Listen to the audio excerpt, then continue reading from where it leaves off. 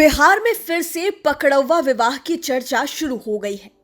इस बार चर्चा हो रही है नवादा की। नवादा में एक युवक की उसके भाई के साले की साली से शादी करा दी गई।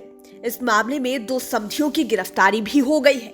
यह शादी दोसुत पंचायत के बिल्हड़ा गांव में हुई है। जिस युवक की शादी कराई गई उसका रात में ही अपहरण कर लिया गया था। इस प्रकार पकड़ौवा विवाह एक बार फिर से जिंदा हो गया। लाइव सिटीज आज आपको बताएगा कि दरअसल ये पकड़ौवा विवाह होता क्या है। इससे जुड़ी हर बात आज हम आपको बताने जा रहे हैं, तो आप हमारे साथ इस वीडियो में बने रहिए। बिहार में पकड़ौवा विवाह का ठीक इतिहास तो शायद ही किसी को पता हो, पर यह माना जाता है कि 1970 से 1990 के बीच में जबरदस्त तरीके से पकड़ौवा विवाह होता था। उस जमाने में बेगूसराय जिले में पकड़ौवा विवाह के सबसे ज्यादा केस मिले थे। पकड़वा या फिर पकड़ौवा विवाह भी इसे कहते हैं, जिसमें शादी के योग्य लड़के का अपहरण कर उसकी जबरन शादी करवाई जाती है। पकड़ौवा विवाह को लेकर एक फिल्म भी बन चुकी है। इसे लेकर भाग्य विधाता नामक सीरियल भी आया था। पकड़ौवा विवाह का आलम यह था कि बकायदा हर 7 से 8 गांव पर इसके लिए गिरोह चलते थे। ये वो लोग थे जिनके पास इस बात की पूरी जानकारी होती थी कि कौन लड़का बढ़िया कर रहा है, किसके पास ज्यादा पैसे हैं, किसका भविष्य उज्जवल है। ये लोग बाकायदा हर कुंवारे लड़के का डेटा बनाकर रखते थे। यही वजह है कि शादी के सीजन में इस गिरोह की जबरदस्त डिमांड रहती थी। जो बच्चे इंटर की परीक्षा देने वाले होते थे, जो नौकरी पेशा लड़के थे, वो इस गिरोह के टारगेट पर सबसे पहले होते थे। इस दौर में इस गिरोह का आतंक कुछ ऐसा था कि कुंवारे लड़कों को बाकायदा उनके माता पिता कहते थे कि घर से बाहर हरगिज ना निकले।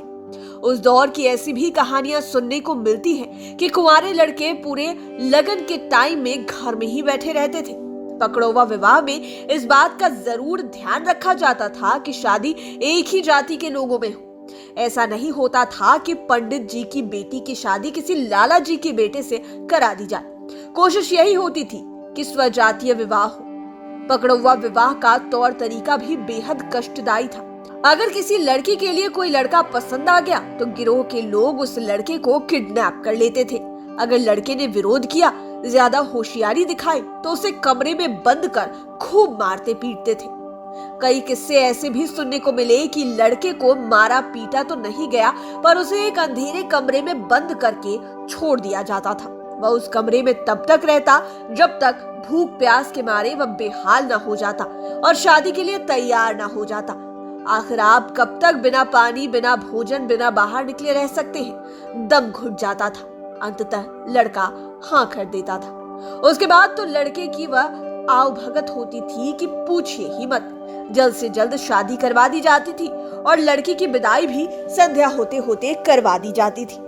इस किस्म के पकड़ौवा विवाह बिहार में कितने हुए होंगे, इसका कोई डेटा नहीं है। मोटे तौर पर आप मान सकते हैं कि बीते 40 वर्षों में यह आंकड़ा हजारों में चला गया होगा। यह पकड़ौवा विवाह ही था जिसकी चर्चा सुनकर अन्य प्रदेशों के लोग शादी के सीजन में बिहार आने तक से कतराते थे।